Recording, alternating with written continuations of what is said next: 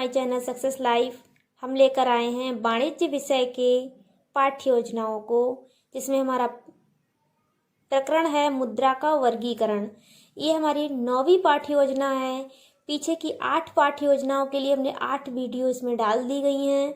हम जानते हैं हर विषय से जुड़ी 25 पाठ्य योजनाएं तैयार की जाती हैं, तो हम वाणिज्य विषय से जुड़ी 25 पाठ्य योजनाओं के लिए अलग अलग वीडियो इसमें डाल रहे हैं। आप चाहें तो पीछे की वीडियोस भी देख सकते हैं और आगे की भी इसमें वीडियो पड़ेंगी, वो भी आप देख सकते हैं। तो हम समझते हैं कि हमारा जो प्रकरण है मुद्रा का वर्गीकरण, इस प्रकरण को लेते हुए पाठ्य योजना कैसे तैयार की जाती है। सबसे पहले तो दिनांक लिखेंगे, उसके बाद विषय जो कि हमारा है वाणिज्य, उसके बाद प्रकरण लिखेंगे। एक बात और ध्यान दीजिएगा कि वाणिज्य विषय में उप विषय नहीं होता है, केवल विषय लिख करके डायरेक्ट हम अपने प्रकरण पे पहुंचते हैं। प्रकरण जो कि है हमारा मुद्रा का वर्गीकरण, उसके बाद लिखते हैं कक्षा, कालांश और अवधि। उसके बाद हमारा पहला पॉइंट है सामान्य उद्देश्य। जो सामान्य उद्देश्य होते हैं वो हमारे प्रकरण से, हमारे विषय से जुड़े हुए होते हैं, वाणिज्य से जुड़े हुए होंगे। उसमें हमारा पहला पॉइंट है छात्रों को व्यावसायिक तथ्यों, पदों, सिद्धांतों, प्रविधियों आदि का ज्ञान कराना। दूसरा पॉइंट है व्यावसायिक तथ्यों के प्रति रुचि जागृत करना। तीसरा है व्यवसायिक जीवन की राष्ट्रीय एवं सामाजिक समस्याओं से अवगत कराना। नेक्स्ट है वाणिज्य के अध्ययन के लिए आवश्यक कौशलों को ग्रहण करना, जैसे मानचित्र, चार्ट, ग्राफ या लेखा चित्र बनाना। नेक्स्ट पॉइंट है छात्रों में वाणिज्यिक मुद्दों पर विचार विमर्श करने की योग्यता का विकास करना।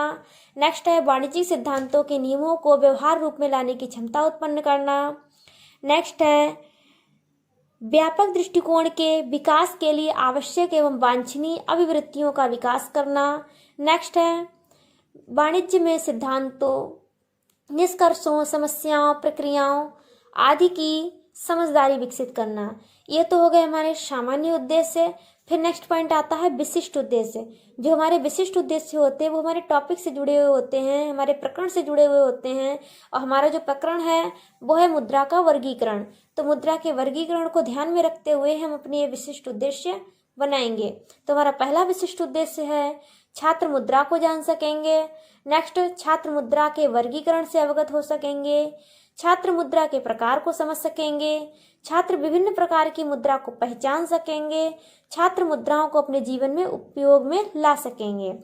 नेक्स्ट होता है हमारा शिक्षण सहायक सामग्री। इसमें शिक्षण सहायक सामग्री में कुछ लोग पॉइंटर, डस्टर, मार्कर इत्यादि को मेंशन करते हैं, लेकिन ये चीजें नहीं लिखी जाती हैं क्योंकि ये कंपलसरी हैं। शिक्षण सहायक सामग्री में हमें केवल उन वस्तुओं को लिखना पड़ता है जो हमारे प्रकरण को समझाने में हमारी सहायता करें। जैसे कि हमने सिक्के लिए हैं, नोट, 2 पेन और चेक लिया है, इनके माध्यम से हम अपने प्रकरण को समझाने का प्रयास करेंगे, इसलिए शिक्षण सहायक सामग्री में इन्हीं को मेंशन किया जाएगा। उसके बाद हमारा नेक्स्ट पॉइंट है पूर्व ज्ञान। पूर्व ज्ञान में हम लिखेंगे छात्र मुद्रा के विषय में सामान्य जानकारी रखते हैं। नेक्स्ट पॉइंट है प्रस्तावना प्रश्न। इसमें 2 कॉलम बनेंगे, छात्राध्यापिका क्रियाएं, छात्र क्रियाएं। इनकी संख्या लगभग 4 से 5 होनी चाहिए और इन प्रश्नों में आपस में इंटरलिंकिंग भी होनी चाहिए, इस बात का खास ध्यान रखना है। तो हमारा पहला प्रश्न है हमारी दैनिक आवश्यकताएं क्या होती हैं। बच्चे बताएंगे रोटी, कपड़ा, मकान और शिक्षा। फिर हम बच्चों से पूछेंगे इन आवश्यकताओं को पूरा करने हेतु हमें किसकी आवश्यकता होती है। छात्र बताएंगे धन की आवश्यकता होती है। हम नेक्स्ट पूछेंगे धन को और किन किन नामों से जानते हैं। बच्चे बताएंगे रुपए, रोकड़, मनी, धन इत्यादि। फिर हम बच्चों से कहेंगे मनी को वाणिज्य भाषा में क्या कहते हैं। बच्चे कहेंगे मनी को वाणिज्य भाषा में मुद्रा कहते हैं। फिर हम बच्चों से कहेंगे मुद्रा कितने प्रकार की होती है। ये बात बच्चों को नहीं पता होगी, ये हमारा समस्यात्मक प्रश्न होगा जो हमें हमारे टॉपिक से जोड़ेगा, प्रकरण से जोड़ेगा। उसके बाद नेक्स्ट पॉइंट डालेंगे उद्देश्य कथन। तो उद्देश्य कथन में सबसे पहले तो उस अधूरी बात को पूरा किया जाता है जिसका उत्तर बच्चे नहीं दे पाए थे। बहुत ज्यादा डिटेल में नहीं बताना होता है, एक लाइन में ही बताना होता है। तो यहाँ हम बच्चों को बता देंगे कि मुद्रा को 4 भागों में बांटा गया है। फिर हम अपना स्टेटमेंट देंगे कि छात्रों आज हम मुद्रा के वर्गीकरण के विषय में विस्तार से चर्चा करेंगे या अध्ययन करेंगे। हमारा नेक्स्ट पॉइंट है 7 नंबर प्रस्तुतिकरण। प्रस्तुतिकरण में एक टेबल बनती है जिसमें 5 कॉलम होते हैं। पहला कॉलम बनेगा शिक्षण बिंदु, दूसरा बनेगा छात्राध्यापिका क्रियाएं, तीसरा बनेगा छात्र क्रियाएं, चौथा बनेगा सहायक सामग्री एवं विधि और पांचवा बनेगा श्यामपट्ट कार्य। इसी तरह से कॉलम बनेंगे जैसा कि आप देख रहे हैं। तो उसमें 3 शिक्षण बिंदु एक प्लान में पढ़ाने होते हैं। तो हमारा पहला शिक्षण बिंदु है प्रकृति के आधार पर मुद्रा का वर्गीकरण। हम बच्चों से पहले विकासात्मक प्रश्न करेंगे जिनकी संख्या 2 से 3 होती है। हमारा पहला विकासात्मक प्रश्न है मुद्रा को अंग्रेजी में क्या कहते हैं। बच्चे बताएंगे मुद्रा को अंग्रेजी में मनी कहते हैं। अब बच्चों से प्रश्न किया इसलिए लिख देंगे प्रश्नोत्तर विधि। उसके बाद नेक्स्ट हमारा क्वेश्चन होगा विकासात्मक प्रश्न कि वास्तविक मुद्रा किसे कहते हैं। बच्चे उत्तर नहीं दे पाएंगे, लिख देंगे छात्र स्पष्ट उत्तर दे रहे हैं। यही हमारी प्रश्नोत्तर विधि है इसलिए लिखेंगे प्रश्नोत्तर विधि। यहाँ पर हम बच्चों को स्पष्टीकरण देंगे। अब जैसा कि हमने बताया था कि हमने शिक्षण सहायक सामग्री में मुद्रा का, पेन का, चेक का इत्यादि का इस्तेमाल किया है। अब हमें यहाँ पर यह भी दिखाना होता है कि इन सब चीज़ों का इस्तेमाल कौन से शिक्षण बिंदु में कहाँ पर किया गया है। तो उनमें से हम मुद्रा का इस्तेमाल तो पहले ही शिक्षण बिंदु में कर रहे हैं, वो भी स्पष्टीकरण के दौरान। इसलिए ब्लैक पेन से छोटा छोटा लिख देंगे इसमें ब्रैकेट के अंदर मुद्रा दर्शाते हुए, यह दिखाते हुए हम स्पष्टीकरण देंगे कि मुद्रा को 4 भागों में बांटा गया है। पहला प्रकृति के आधार पर, वैधानिकता के आधार पर, पदार्थ के आधार पर और निर्गमन के स्रोत के आधार पर। जैसा कि आपको पता है हमारा शिक्षण बिंदु है प्रकृति के आधार पर मुद्रा का वर्गीकरण, इसलिए हम प्रकृति के आधार पर मुद्रा के वर्गीकरण को हम दर्शाएंगे, बाकियों को नहीं दर्शाएंगे। तो हमने पहले लिखा है वास्तविक मुद्रा, दूसरा है हिसाब की मुद्रा। अब हम वास्तविक मुद्रा को एक्सप्लेन करेंगे।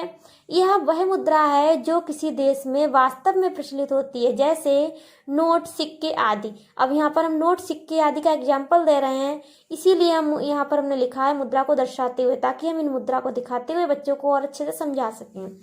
दूसरा है हिसाब की मुद्रा।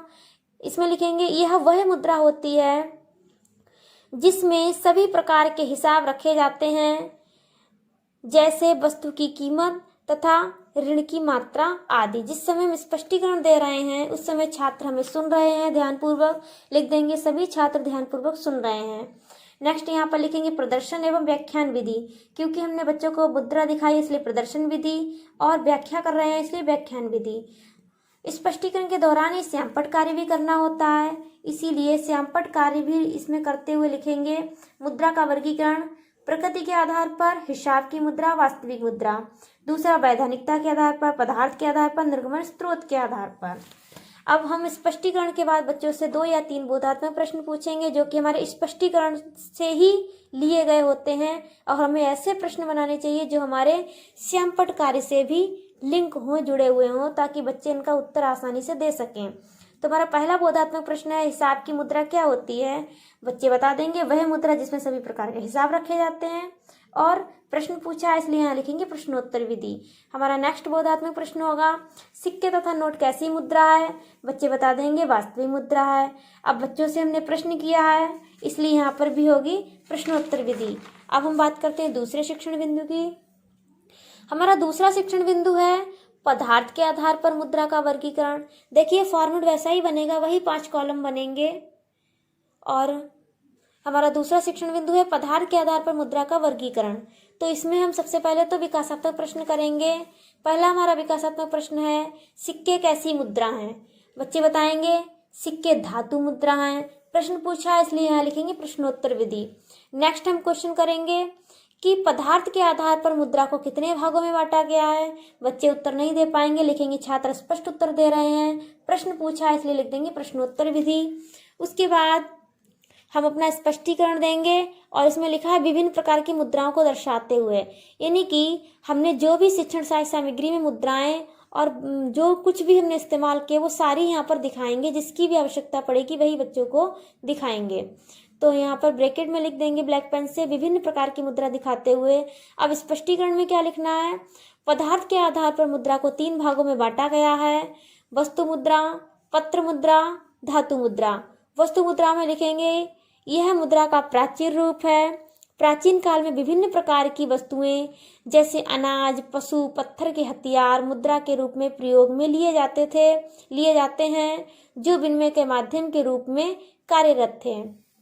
दूसरा है पत्र मुद्रा। इसका निर्गमन केंद्रीय बैंक करती है, जिसे जनता द्वारा स्वीकार किया जाता है, जैसे नोट। धातु मुद्रा, यह वह मुद्रा होती है जिसमें धातु के बने सिक्के प्रचलन में होते हैं, जैसे सिक्के। यानी कि जो हम एग्जाम्पल दे रहे हैं उन्हीं को हम दर्शाते भी जाएंगे ताकि बच्चों को अच्छे से समझ में आ जाए। स्पष्टीकरण के दौरान ही बच्चे हमें सुन रहे थे ध्यानपूर्वक, तो लिख देंगे सभी छात्र ध्यानपूर्वक सुन रहे हैं। यहाँ पर प्रदर्शन विधि और व्याख्यान विधि का प्रयोग किया गया है, इसलिए यहाँ लिख देंगे प्रदर्शन एवं व्याख्यान विधि। और स्पष्टीकरण के दौरान ही श्यामपट्ट कार्य भी करना होता है, तो श्यामपट्ट कार्य करने में लिख देंगे कि पदार्थ के आधार पर धातु मुद्रा, पत्र मुद्रा और वस्तु मुद्रा, इस तरह से एक एक एग्जाम्पल भी तीनों का लिख देंगे ताकि बच्चे उसे अच्छी तरह से समझ लें।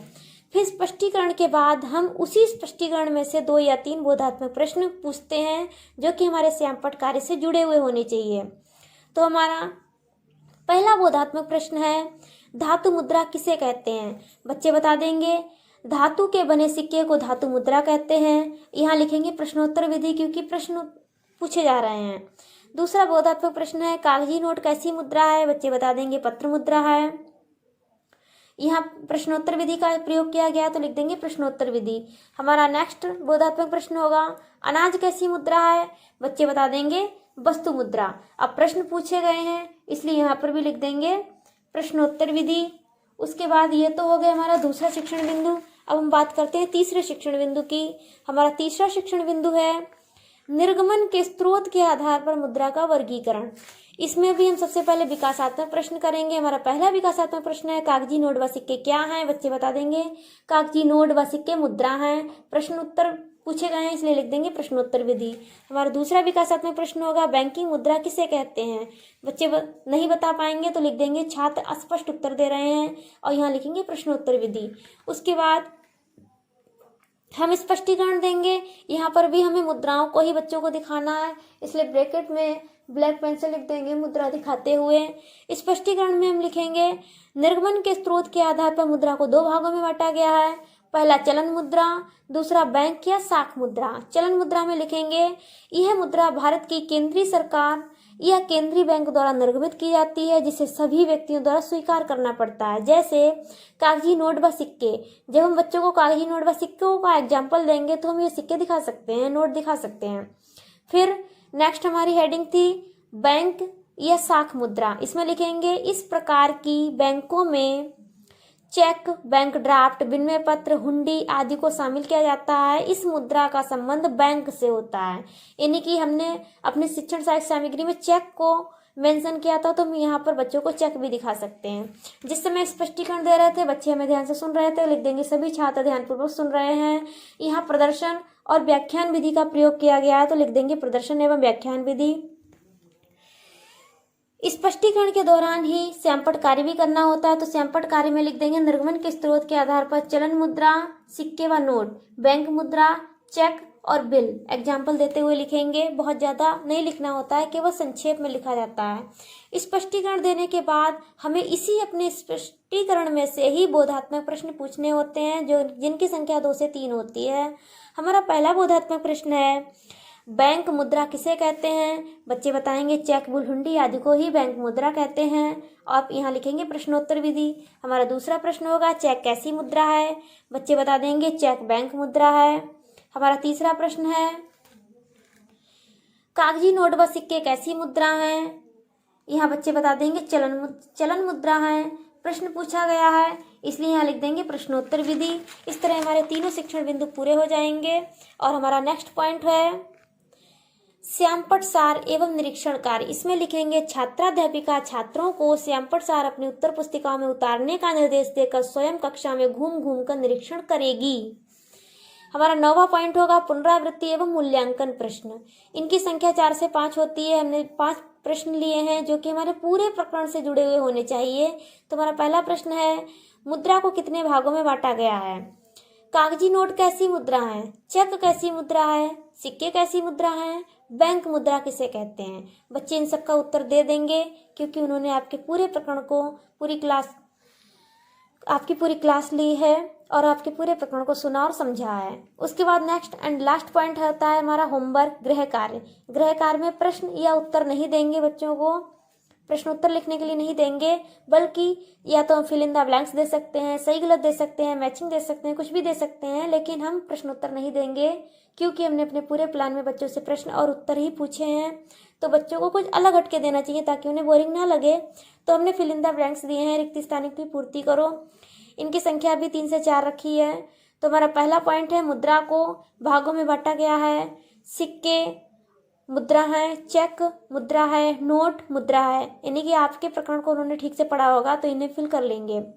जैसा कि आप देख रहे हैं अलाउ किया गया है, इसका मतलब यह है कि ये प्लान भी चेक किया गया है और यह प्रेजेंट करने के योग्य है, इसमें कोई भी मिस्टेक नहीं है। और हमने ना केवल अलाउ कराया है बल्कि प्रेजेंट भी किया है। आप देख पा रहे हैं कि इसमें कमेंट्स भी टीचर ने ऑब्जर्व करके दी हुई हैं। तो आपको प्लान कैसा लगा आप शेयर कीजिएगा, लाइक कीजिएगा और कमेंट करके बताइएगा। सब्सक्राइब करना मत भूलिएगा। धन्यवाद।